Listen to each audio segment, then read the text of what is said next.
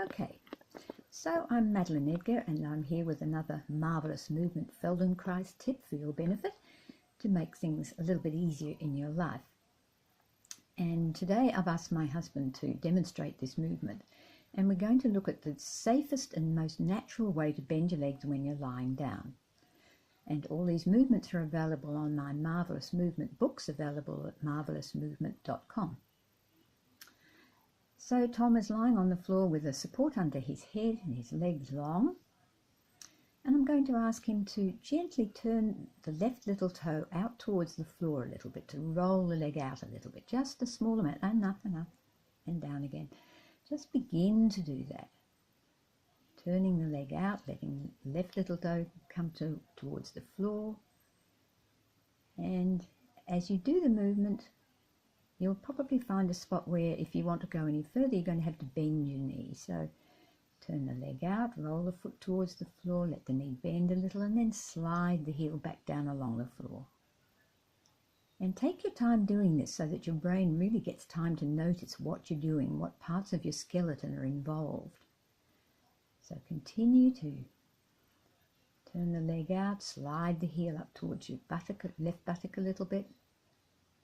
I might have said right instead of left there, but left little toe out, left leg out.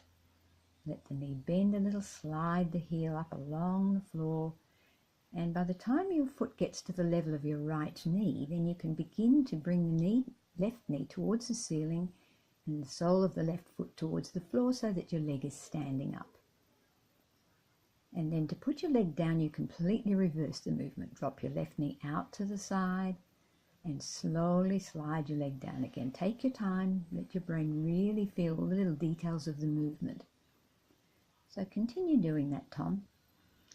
And if you're doing it at home, notice the quality of the movement. Where do you feel little glitches, or where do you maybe grit your teeth together or hold your breath? And what other parts of yourself are involved in the movement as you slide the leg up and down? Is it just the leg that's involved? Do you feel any change in pressure on the back of your pelvis or your ribs or your spine? Particularly notice how you breathe. When you breathe in, when you breathe out, when you hold your breath, and down again. So this is much safer for you because you're not lifting the whole weight of your leg. So with the right leg, Tom, just bend your knee, bring your knee straight to your chest, the way most people do it. So you can see that when you do that, you're actually lifting the whole weight of your bones, and put the leg down again the normal way. Good. And now begin to do it, rolling the right leg out to the right a little bit, and take your time because this leg may be quite different. How far do you go this time before you feel like the knee wants to bend? And it might take quite a while to find that point, and that's okay. This is all about learning. Changing the habitual movement patterns in your brain that may stop you doing what you want to do. And gradually begin to slide the heel up and down. Stand the leg up, but again, just really noticing the differences between this leg and the other leg. And drop your leg down again. Out to the side and down. So I suggest when you start doing this that you do one leg at a time until you feel really familiar with both legs. And then if you're not in pain and if it's comfortable to do it, you can begin to do it with both legs at the same time.